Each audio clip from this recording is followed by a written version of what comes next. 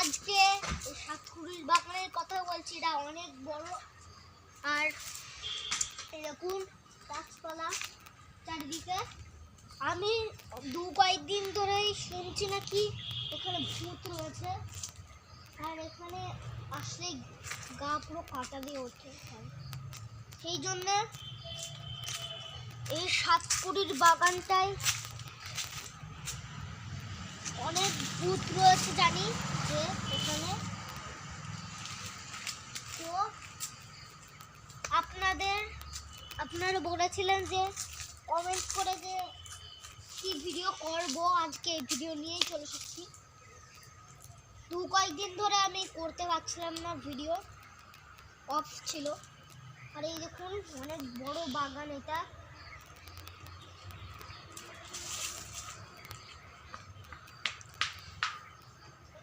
চারদিকে বাগান।